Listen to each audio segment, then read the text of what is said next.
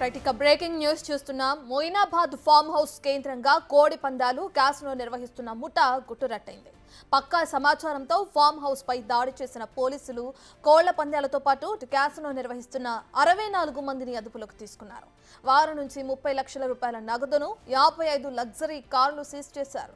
ఇక వాటితో పాటు 86 పందెం కోళ్లు, బెట్టింగ్ కాయిన్స్, కార్డ్స్ ని కూడా స్వాధీనం చేసుకున్నారు. నగరంలోని ప్రముఖులంతా కలిసి కోడి పందాలు నిర్వహిస్తున్నట్లు కూడా గుర్తించారు పోలీసులు. ఇక దీంతో నిన్న రాత్రి ఆకస్మిక దాడులు చేసి పలువురిని అదుపులోకి తీసుకున్నారు.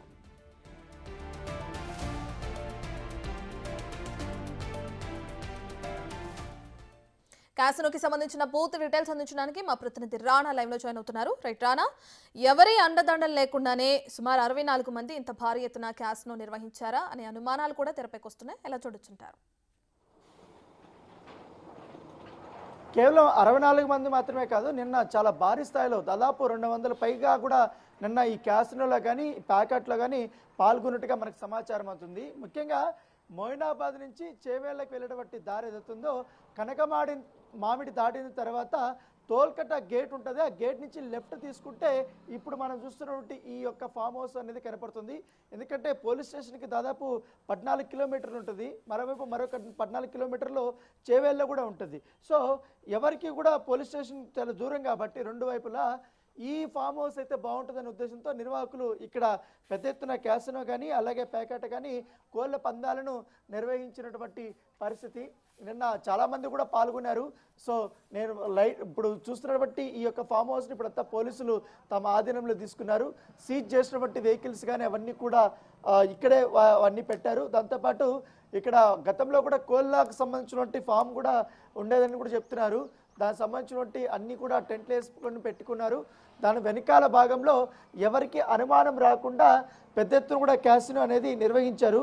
దానితో పాటు ఈ కోళ్ల పందాలకి చాలా పెద్ద స్థాయిలో వచ్చినట్టుగా మనకు సమాచారం అవుతుంది. కేవలం ఒక హైదరాబాద్ సంబంధించిన వ్యక్తులే కాకుండా ఆంధ్రప్రదేశ్ నుంచి చాలా ఎక్కువ మంది కూడా వచ్చినట్టుగా తెలుస్తుంది. ఎందుకంటే కోడి పందాలు అయితే కేవలం 15 నిమిషాలు 20 నిమిషాలు అరగంట లోపల ఒక్కొక్క ఆట అయ్యే అవకాశాలు ఎక్కువ ఉంటాయి కాబట్టి వాటి మీద పెద్ద ఎత్తున లక్షల కొద్దీ వారు పందాలు పెట్టినట్టుగా మనకు సమాచారం అవుతుంది. దాంతోపాటు ఈ ప్యాకాట్కి మాత్రం క్యాష్ యూజ్ చేసినట్టుగా తెలుస్తుంది. మిగతా క్యాసినోకి కానీ అలాగే వీటికంతటికి కూడా మిగతా కోళ్ల పందాలకి ఎక్కువగా యూపీఐ ట్రాన్సాక్షన్స్ జరిగినట్టుగా మనకు సమాచారం అవుతుంది. కొన్ని ఇక్కడ క్యూఆర్ కోడ్లను పెట్టాడు, యూపీఐకి సంబంధించినటువంటి అవన్నీ కూడా స్కానర్స్ అవన్నీ కూడా పెట్టారు. సో అవంతా కూడా పోలీసులు స్వాధీనం చేసుకున్నారు. దాంతోపాటు ఇప్పుడు నైట్ 64 మంది మాత్రమే పోలీసులు వచ్చినప్పుడు వారు ఆడుతున్నప్పుడు ఉన్నారు కాబట్టి వాళ్ళని అరెస్ట్ చేశారు. పోలీసులు అదుపులోకి తీసుకున్నారు. అరెస్ట్ చేసిన తర్వాత రాత్రి వాళ్ళందరినీ కూడా పోలీస్ స్టేషన్లో పెట్టి వాళ్ళకి 41 నోటీస్ ఇచ్చి వాళ్ళ డీటెయిల్స్ అంతా తీసుకుని వాళ్ళని వదిలిపెట్టేశారు. చెప్పండి రత్నం. రాణా, అసలు ఆ ఫామ్ హౌస్ ఎవరిది రాణా? డీటెయిల్స్ ఏమైనా తెలిసినాయా?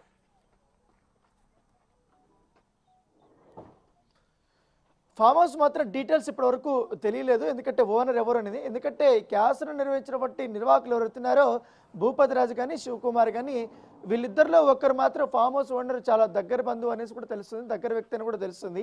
సో దా కోవలో కూడా ఇప్పుడు దర్యాప్తు జరుగుతుంది. సో ఇది గేమింగ్ యాక్ట్ కిందకి వస్తుంది కాబట్టి ఆల్రెడీ ఇప్పుడు అరెస్ట్ చేసిన వాళ్ళకి అందరిపైన కూడా ఈ గేమింగ్ యాక్ట్ అనేది పెట్టారు. సో వాళ్ళందరినీ కూడా రిలీజ్ చేశారు. నైట్ ఈ క్యాసినో నిర్వాహకులను కూడా రిలీజ్ చేసినటువంటి నేపథ్యం కాబట్టి కాకపోతే వాళ్ళకి సంబంధించినటువంటి కార్లు, బైక్స్ చాలా పెద్ద ఎత్తున ఉన్నాయి కాబట్టి చాలా వరకు కూడా లగ్జరీ కార్స్ ఉన్నాయి.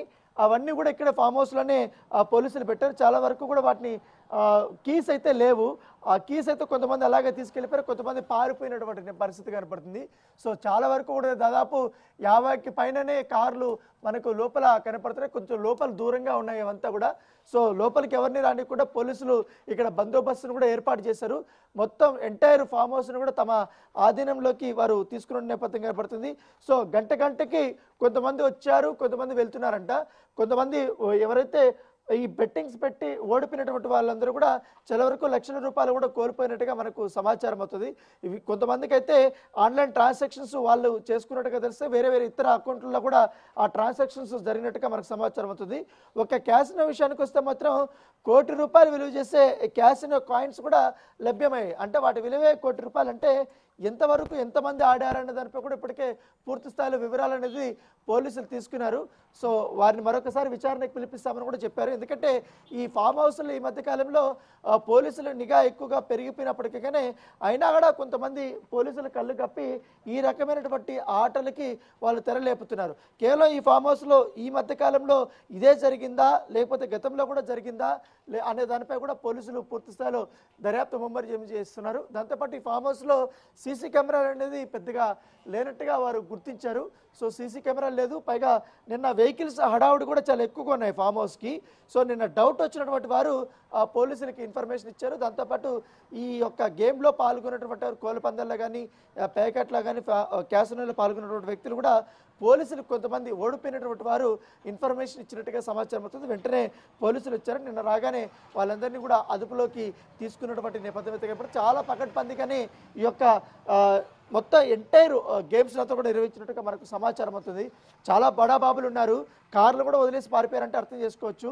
సో వాళ్ళ డీటెయిల్స్ అంతా కూడా కొంతవరకు లాగారు, కొంతమంది పారిపోయారు. సో వాళ్ళ కోసం కూడా ఇప్పటికే ఫోన్లు చేస్తున్నారు, వాళ్ళ కోసం కూడా బృందాలు కూడా వెళ్ళినట్టుగా మనకు సమాచారం అవుతుంది.